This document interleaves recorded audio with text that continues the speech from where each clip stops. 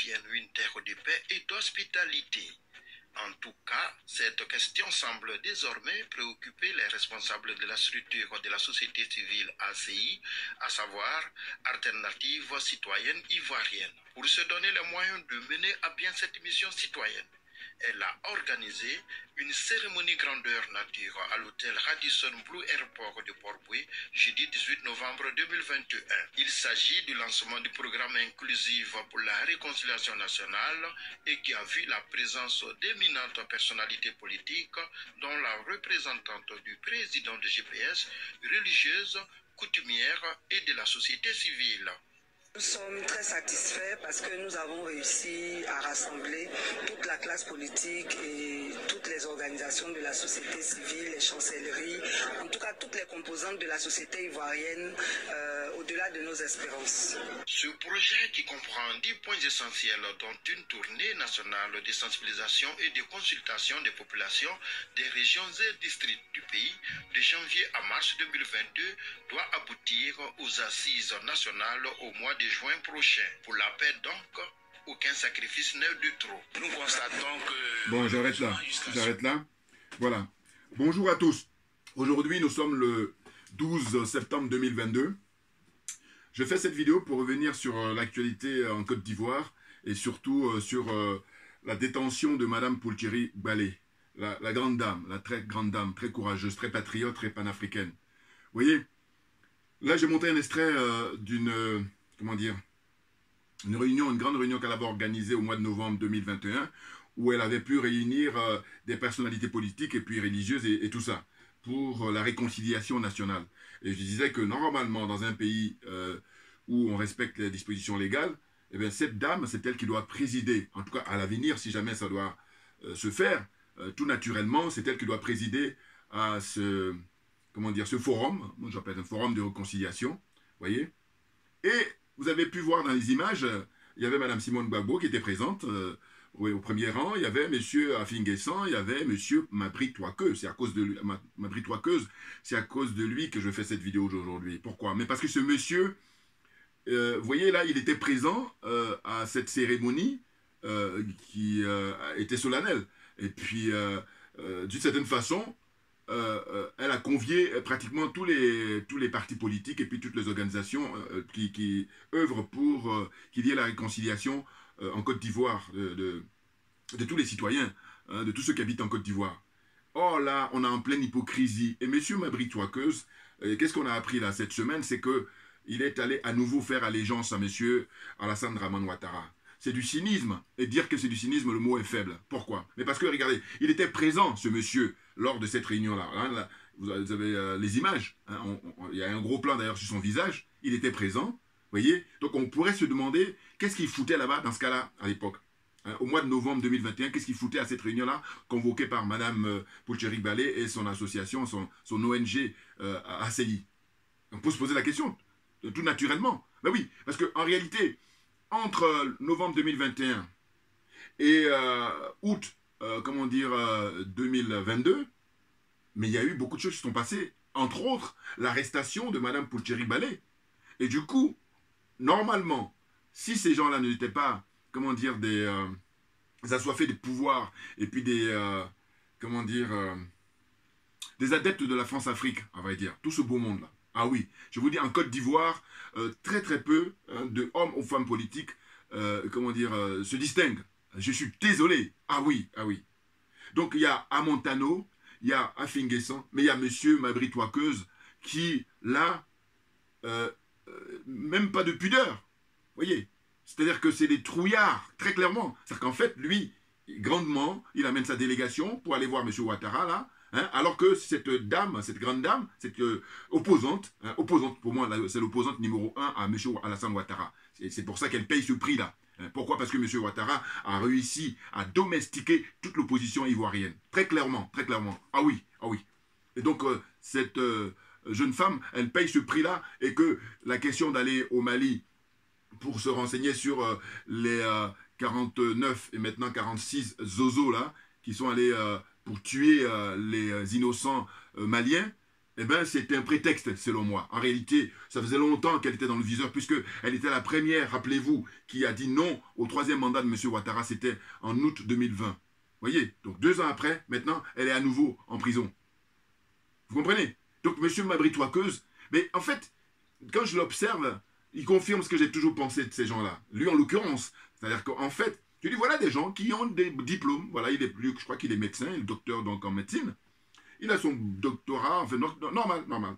Et puis, vous avez un Afin Guessan qui, lui, est, je crois, ingénieur, si je ne me trompe pas.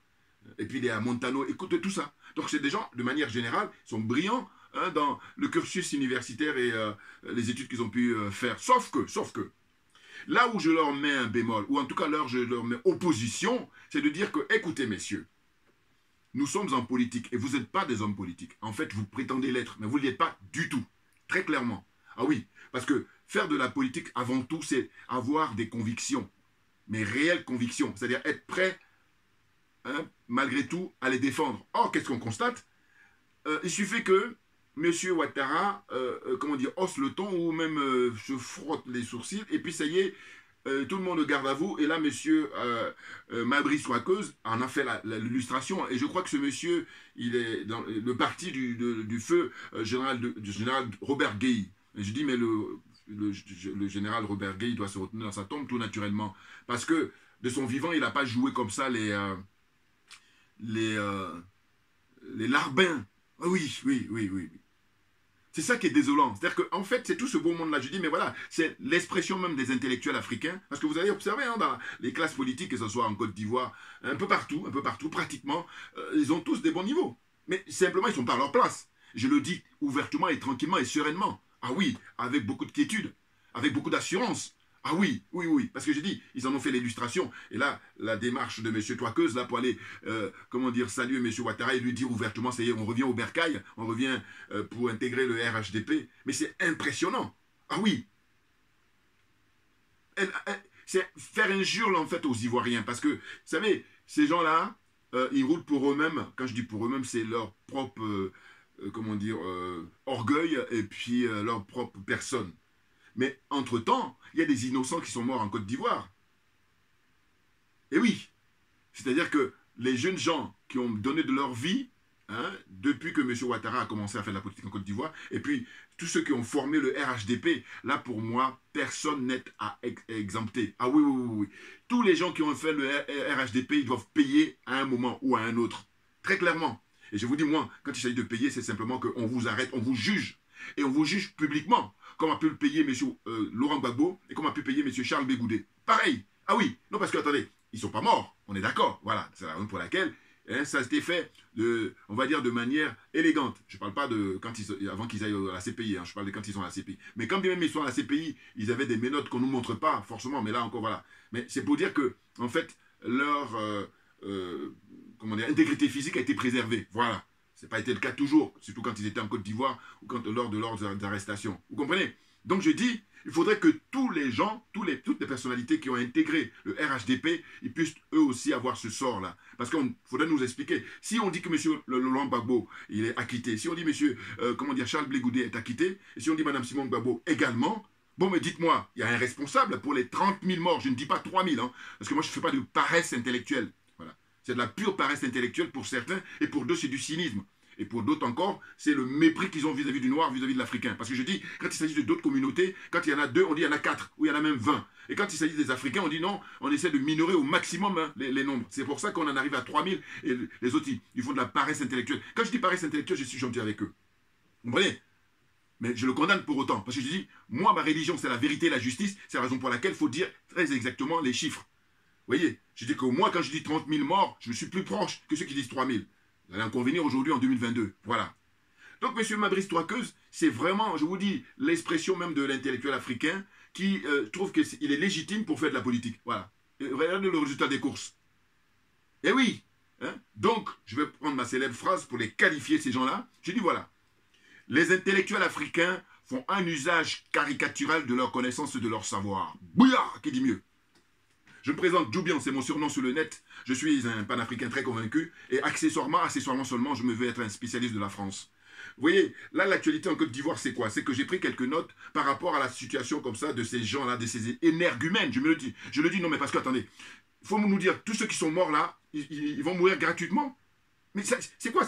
Quelle est cette fuite en avant comme ça, comme si de rien n'était? Il dit que oui, je viens vous rejoindre parce que vous êtes la personne qui concourt pour qu'il y ait la paix en Côte d'Ivoire, pour qu'il y ait la réconciliation. Mais depuis que M. Ouattara est au pouvoir, quand est-ce qu'il va y avoir la réconciliation?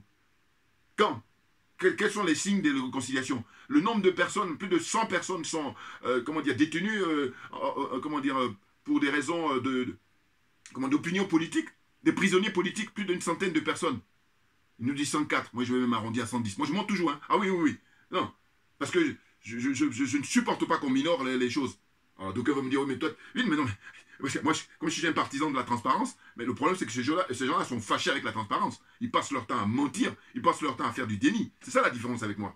Et oui, donc je dis, il faudrait expliquer pour quelles raisons des Africains et des Ivoiriens en particulier vont mourir depuis ces derniers temps, depuis des décennies. Au nom de quoi? Pour vous, votre petit parti politique, vous êtes combien, d'ailleurs, sur une population de 28, ou on nous dit 29 ou 30 millions d'habitants en Côte d'Ivoire? Vous êtes combien? Qu'est-ce que vous représentez?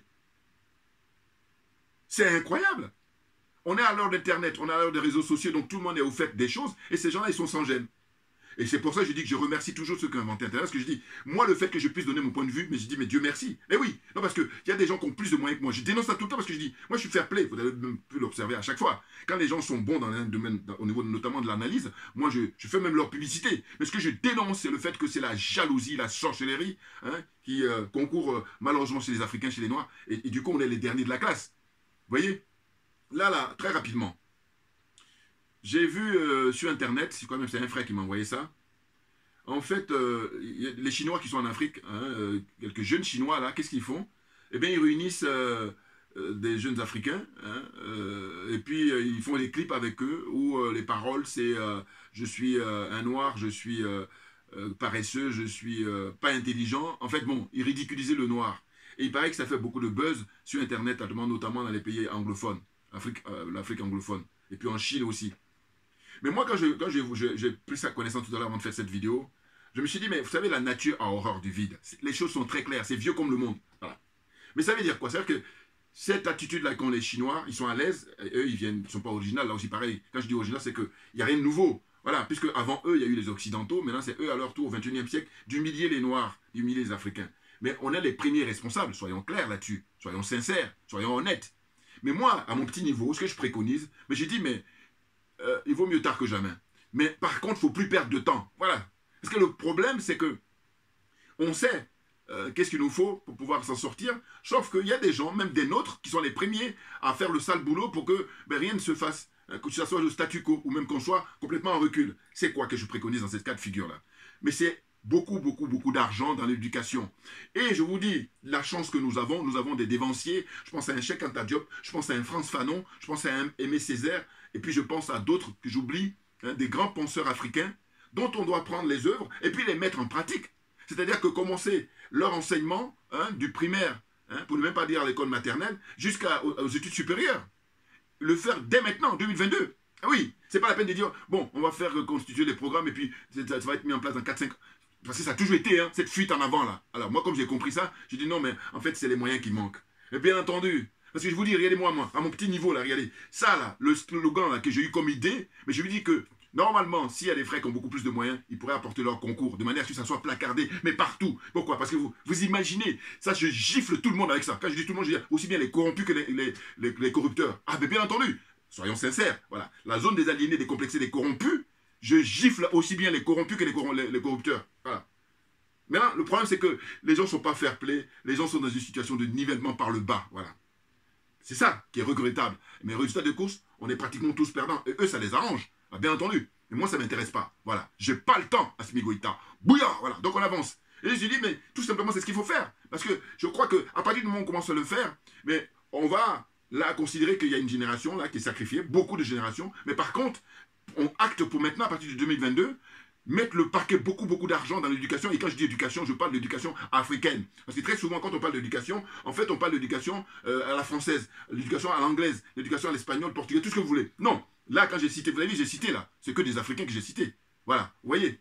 Ou alors, on va aller plus loin pour les frères de la Caraïbe, c'est-à-dire les Marcus Garvey, mettre en pratique tout ce qu'ils ont écrit. Leurs écrits. Et puis alors encore plus loin, on va prendre les plus récents aussi, notamment les dirigeants qui ont été assassinés. Parce qu'eux, ils ont été assassinés parce qu'ils ont une conscience politique. C'est ce que je dis souvent. Je dis en réalité, les Alassane Ouattara, ce ne sont pas des hommes politiques, ce sont des hommes d'affaires. Les Macky Sall, ce sont des hommes d'affaires. Patrice Talon, nous n'en parlons pas, c'est très clair. Bon. Donc tout ce monde-là, 98-99%, ce sont des hommes d'affaires. Voilà. Ce ne sont pas des politiques. Donc on va dire que grosso modo, je vais être large, je vais dire il y a 1% de politique. Voilà. Sinon tout le reste, c'est que des hommes d'affaires. Et c'est pour ça qu'on en est là, très clairement. Vous voyez. Donc pour poursuivre, j'ai dit quoi? Les notes que j'ai prises, j'ai dit, il faudrait finalement organiser. Hein, voilà, c'est ça. Là, je fais la transition, là. Je tiens à saluer tous ceux qui ont manifesté ce week-end, le samedi 10 septembre 2022, en France, à Paris, notamment. Ceux qui ont manifesté à New York, je parle de la communauté africaine, la communauté ivoirienne, ceux qui ont manifesté à Washington. Bon. Vraiment, comment dire, un big up à eux, beaucoup de mérite, hein. Sachant en plus qu'il a plu à Paris, mais malgré tout, hein, c'était un succès. Parce que là, les gens sont vraiment déplacés avec beaucoup de courage et de détermination. Bon.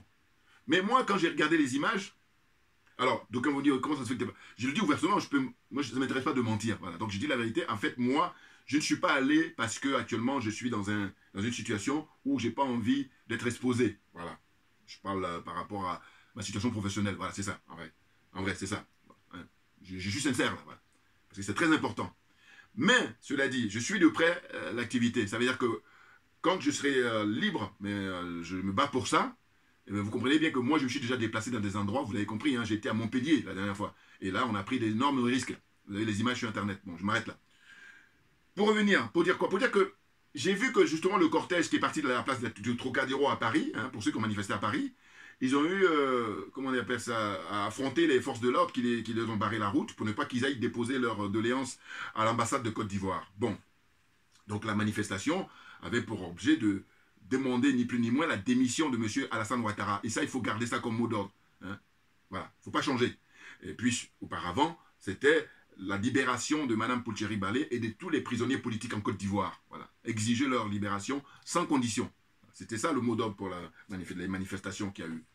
Bon, mais compte tenu de cette situation-là, moi, je vous dis, quand j'ai vu les images, par exemple, à Washington, hein, les frères et sœurs qui ont manifesté là-bas, devant la Maison-Blanche, devant la grille, je me suis dit, mais en fait, finalement, dorénavant, ça c'est mon idée, hein, ça m'est venu en regardant les images, c'est d'aller manifester finalement, hein, comment dire, les endroits touristiques.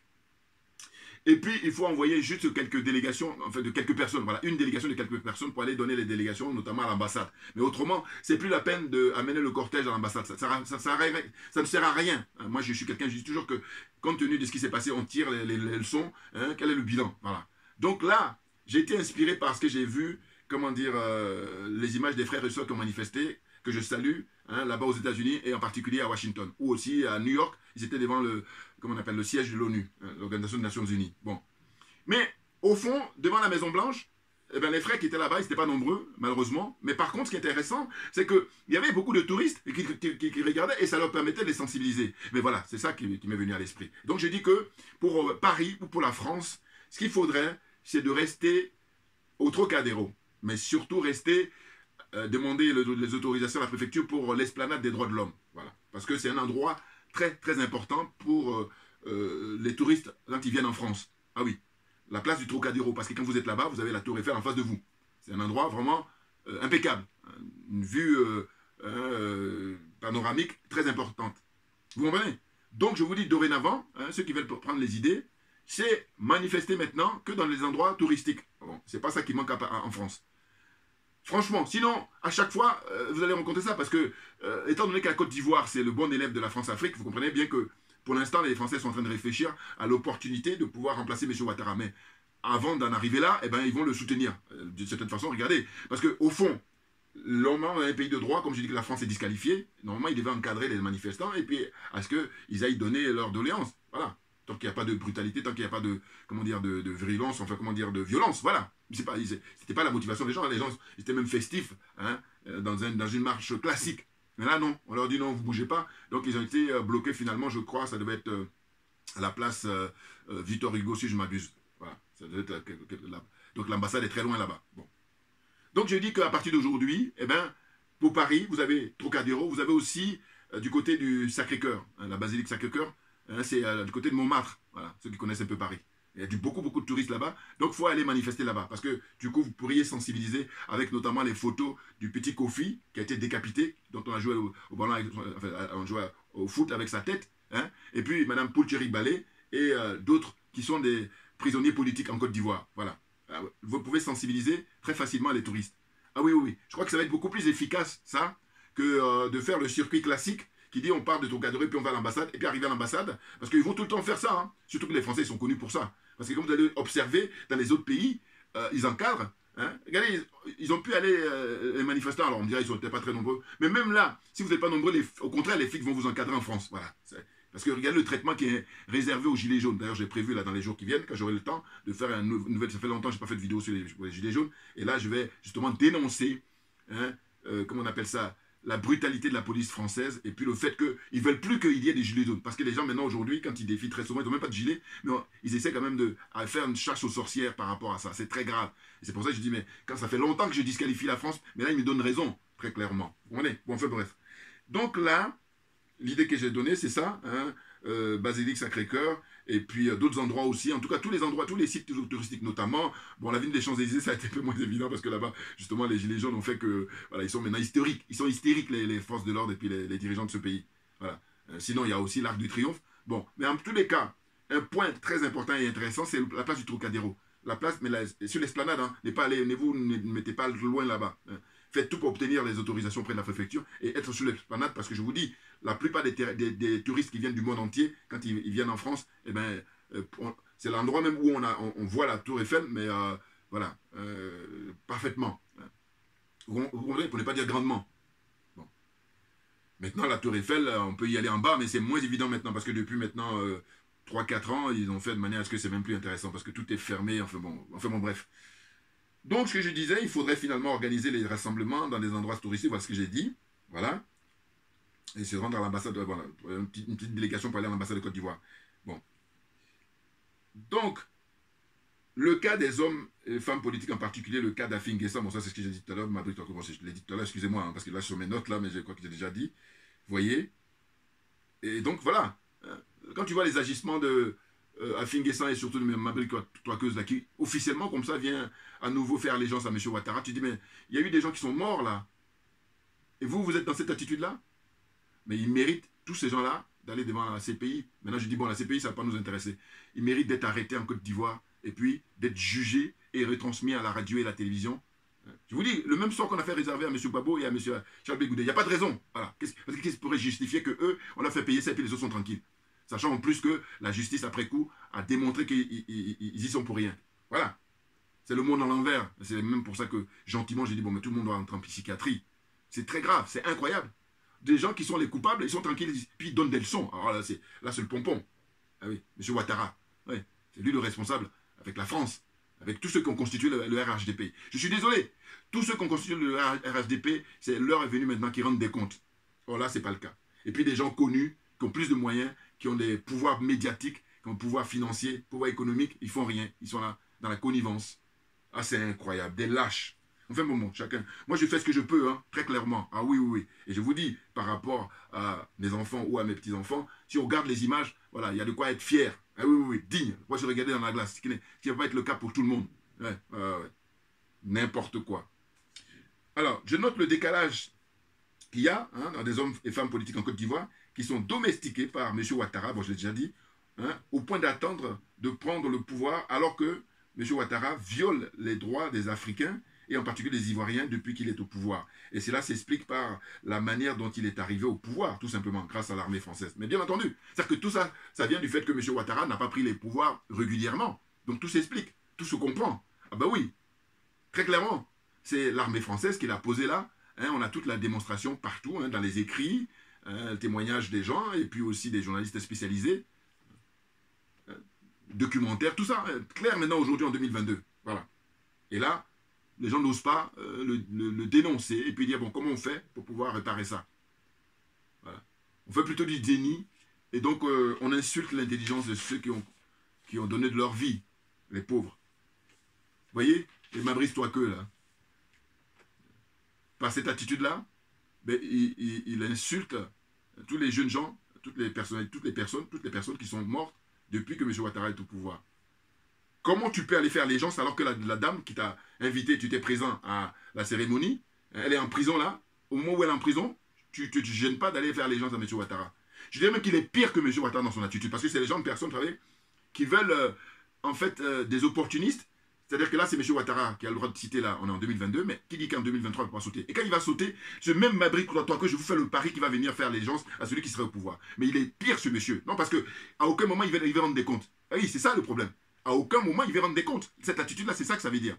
Ah oui, non, parce que ceux qui vont camper sur leur position, eux au moins, ils sont restés fidèles dans leur position. Et du coup, quand ils auront à s'expliquer, bon, mais on va aller droit au but. Tandis qu'il y a des gens comme ça là qui font, tantôt je suis à CNT pour faire une espèce de pseudo-révolution, et puis après je reviens voir M. Ouattara pour dire que finalement, monsieur, vous êtes beaucoup plus fort, donc voilà, je la ramène pas. Mais n'importe quoi. Non, vous n'êtes pas un homme politique, monsieur. Je dis, vous, allez-y, soit dans un cabinet médical, de soigner les gens, ou alors allez-y à l'université donner des cours. Point. C'est tout.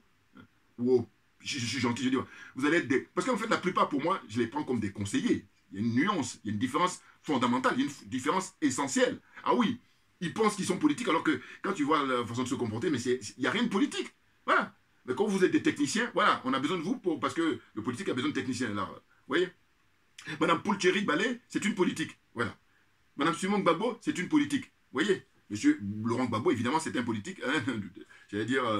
la vieille des vieilles. Mais bon, eux maintenant, ce que je leur demande toujours, c'est il faut que lui et M. Konan Bédié aident les colonels là qui sont au Mali pour faire partir M. Ouattara dans les plus brefs délais. Mais ils sont là, ils sont à l'ancienne, ils sont bloqués au XXe siècle. C'est pour ça que tout ça traîne.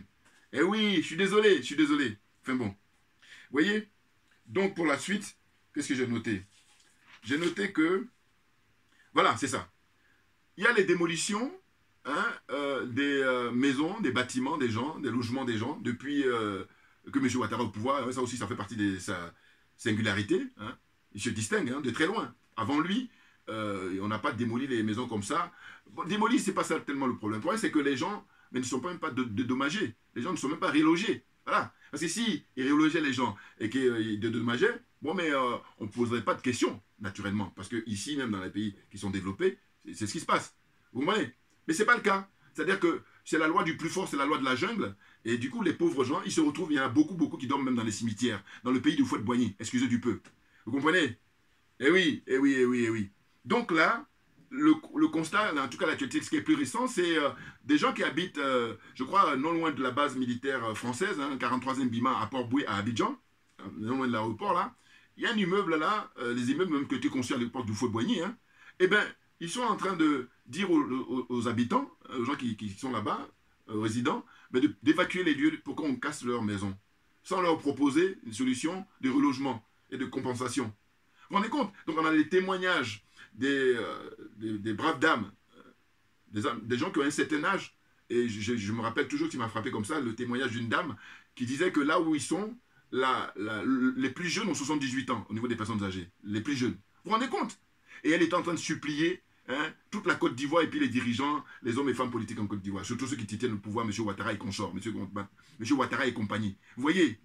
Et là, qu'est-ce qu'on constate? Mais on constate que le 43e Bima est juste à côté et il parle de tracé pour le métro d'Abidjan. Mais non, mais attendez, il faut arrêter en permanence comme ça de mépriser les gens, il faut arrêter d'insulter l'intelligence des gens.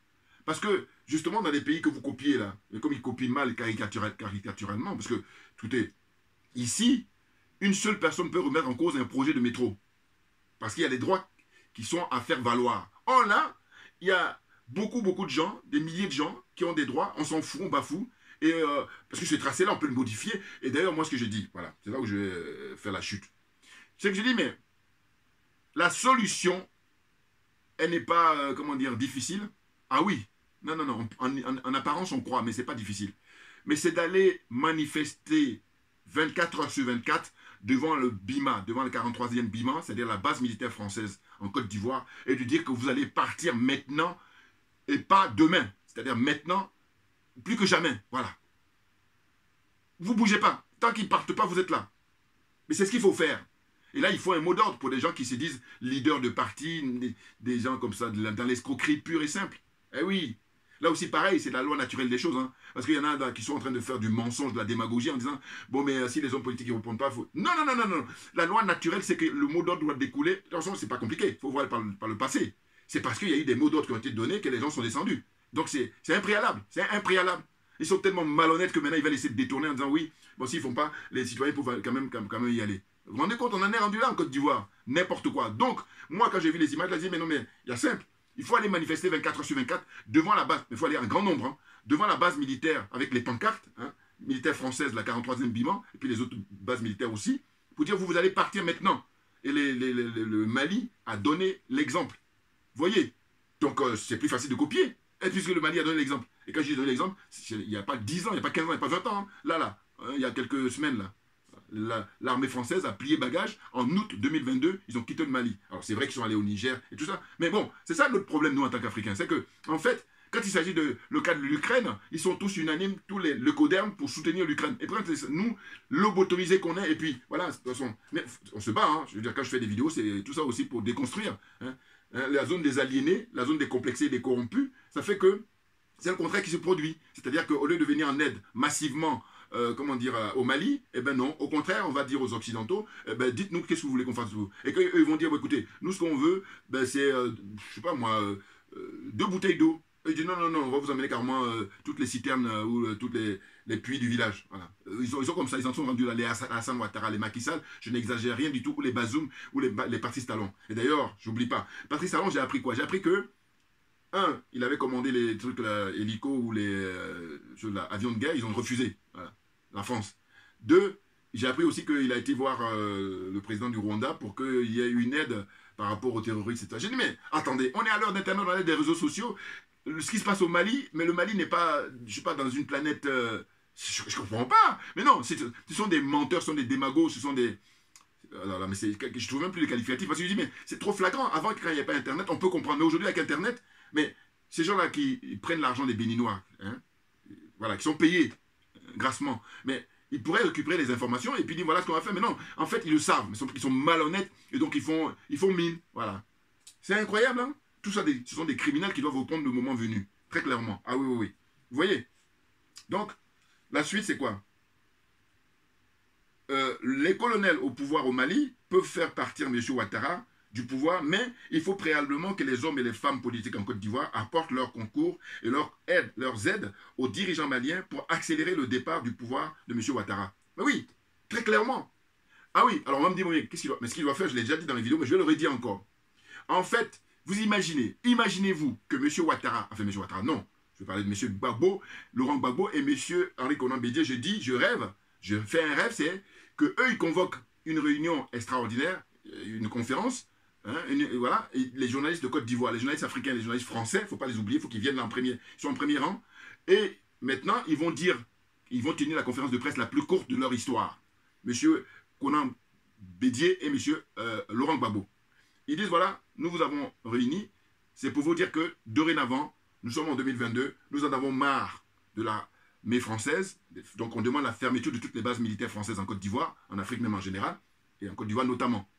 Et nous en avons marre donc de l'impérialisme, nous en avons marre du colonialisme, et nous en avons marre de la France-Afrique. Fin de la conférence de presse, vous pouvez rentrer chez vous, et puis nous on va rentrer chez nous. Voilà. Nous on va, l'autre tantôt à Ouagadougou ou même rester à Abidjan, l'autre il va à Daoukoulou ou rester à Abidjan. Voilà. Mais c'est terminé, il n'y a plus rien. Et je vous dis, ils font ça, le message sera passé auprès de la population, et surtout la jeunesse va s'occuper du reste. Mais ça fait maintenant la énième fois que je dis ça. Mais bon, voilà, là aussi pareil, il faut relayer mes vidéos. Mais oui, mais non, ça leur fout les boules. Bon, moi je peux rien, je n'y peux rien. Alors là par contre, j'ai pas le temps. Ah oui. Non, parce que vous en êtes rendu là, c'est pour ça qu'on est en retard, c'est pour ça que tout le monde nous marche dessus, même les Chinois, ils viennent maintenant, ils font des vidéos qui font des buzz, c'est-à-dire que ça rapporte beaucoup d'argent, ils nous humilient. Ah là là là, mais c'est terrible, hein. Et je dis, le comble, c'est pas tellement qu'il existe, le problème c'est qu'on a les moyens de pouvoir s'en sortir, mais simplement, ils sont dans la servitude volontaire, ils sont perdus, perdus. Ah oui, c'est malheureux, c'est malheureux.